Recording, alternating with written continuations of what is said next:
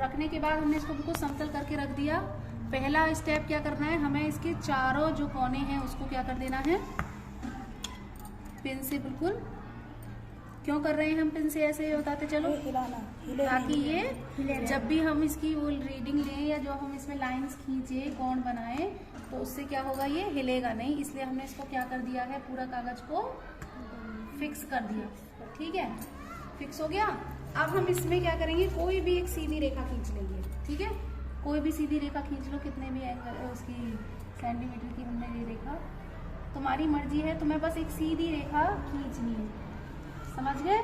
एक सीधी रेखा हमने इसकी खींचनी है। ठीक, अब हमने क्या किया, इसकी सीधी रेखा, मान लो इसका नाम दे दिया ए बी। ठीक है, ए बी रेखा खींच ली।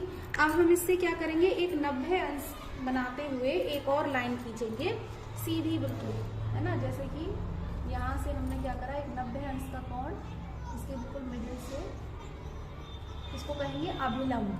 ठीक, हमने क्या खींच लिया, यहाँ से बिल्कुल एक हमने सीधी रेखा, तो ये क्या बन गया, अभिलंब। क्या बन गया ये, अभिलंब। इसको हमने कोई भी नाम दे दिया, एन एम। ठीक, इतने कट के रखेंगे। अब हमने क्या करा, अब एक तिरछी रेखा और खींचेंगे। ठीक है, यहाँ से हमने कितने भी एंगल की, ठीक है, बस तुमको सीधी एक तिरछी रेखा तुमने यहाँ से, हमने अंदाजे से देख लो, ऐसे खींचनी होगी। ठीक, एक तिरछी रेखा खींच ली और उसका हमने कोई भी नाम दे दिया कि ये हमने PN रेखा खींच ली। कौन सी रेखा खींच ली, PN रेखा खींच ली, तिरछी रेखा हमने खींच ली। इतना कर लेंगे। अब हम क्या करेंगे, इस रेखा पर हम कहीं भी 2 पिन लगाएंगे। ठीक है, 2 आल पिन लगा दी हमने, 2 बोर्ड पिन ली और हमने इस पे बिल्कुल बस ध्यान रखना है कि हमें सीधी लगानी है। ठीक है, और थोड़ा सा दूरी पे, लगभग हम जितनी थोड़ी दूरी लेंगे जिससे कि प्रतिबिंब इसका क्लियर दिखे, तो थोड़ा हम इसको दूरी पे लगाएंगे। ठीक है, लगा दी। अब बारी आई शीशा रखने की, मिरर रखने की। अब हम समतल दर्पण, ये हमारा, ठीक है, तो समतल दर्पण को हमने क्या रख दिया, इस लाइन के, ठीक, इस लाइन के ऊपर क्या रख दिया। अब तुमको झुकना पड़ेगा।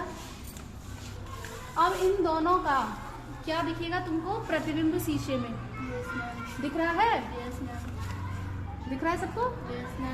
अब हम क्या करेंगे, 2 पिन उठाएंगे और जो शीशे में प्रतिबिंब दिख रहा है ना आलपिनों का, उन प्रतिबिंबों को देखते हुए उसी साइड में हमें ये दोनों पिन लगानी है, जिससे वो प्रतिबिंबों वाली पिन और ये जो हम लगा रहे हैं पिन, ये चारों पिन एक सीधी में होनी चाहिए। ठीक है, तो बस इसी में हम आंख बंद करके ये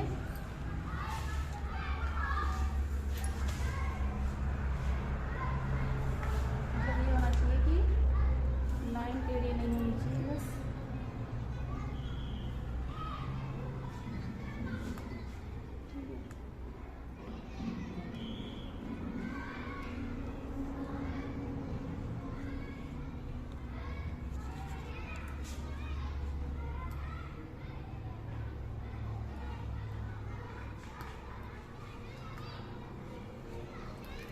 अब तीनों को ऐसे देखो, सबको चारों को, कि हमें सीधी लाइन में आ रही है कि टेढ़ी तो नहीं हो रही है।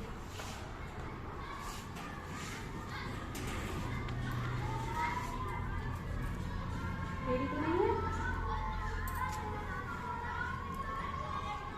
ये चारों क्या है, एक सीध में, चारों पिन एक सीध में। ठीक, बस अब हमको क्या कर लेना है, इन पिन को निकाल लेना है और हमें अब एक रेखा, ये चारों पिन हम निकाल लेंगे और एक रेखा अब हम इन बिंदुओं को मिलाते हुए खींच देंगे। ठीक है, समझ में आ रही बात। इस रेखा को मिलाते हुए हमने सीधी लाइन बिल्कुल खींच दी। ठीक, अब हमारे 2 कोण बन गए। ये P थी, यहाँ हमने कुछ Q लिख दिया।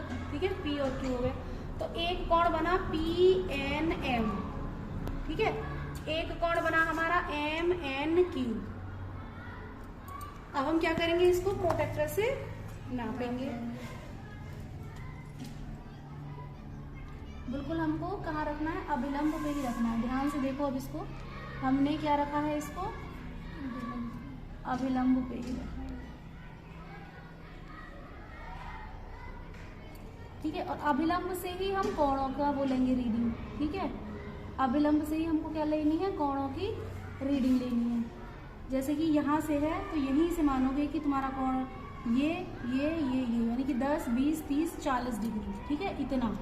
अब यहीं से तुमको ये लेना है 10, 20, 30 और 40 से थोड़ा कम हो गया है ना, थोड़ी बहुत रीडिंग में नहीं है उसके, नहीं ये वाले के बराबर इतना होना चाहिए। ठीक है, लगभग उतना है, एक आध पॉइंट का समझो, है ना। ये अभिलंब से तुमने काउंट करा 10, 20, 30, 40 इतना ही आ रहा है ना, तो इसका मतलब ये भी हमारा कोण लिख दिया हमने 40 डिग्री और ये समझ लो 39 डिग्री बैठ रहा है लगभग, है ना, एक आध पॉइंट एक डिग्री का फर्क है। तो ये दोनों कोण क्या है हमारे, बराबर। तो परावर्तन कोण हमेशा अपवर्तन कोण के बराबर आता है। इसको हम अब क्या करेंगे, अब देखेंगे करके लेजर लाइट से कि क्या हमारा जो किरण थी उसी से, चलो इस पे इस वाले एंगल से लेजर लाइट डालनी है तो देखना है इधर से ही वापस आनी चाहिए। ठीक है, समतल दर्पण पे जब हमने ध्यान से देखा, दिख रहा है ना, इस वाले कोण से जब डाली जा रही है लाइट तो देखो रिफ्लेक्ट बिल्कुल थोड़ा सा डिग्री का कम था ना, तो इसी वजह से ऐसे हो रहा है। बिल्कुल इधर से 40 डिग्री पे आ रही है, आपतित हो रही है, 40 डिग्री पे ही क्या हो रही है, परावर्तित हो रही है। समझ में आ गई बात अब तो क्लियर। तो इसमें दोनों ही नियम परावर्तन के हो गए कि आपतित किरण, परावर्तित किरण और अभिलंब ये तीनों एक ही तल में है, पहला नियम क्लियर।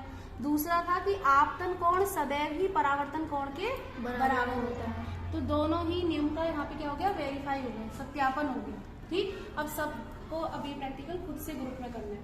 चलो।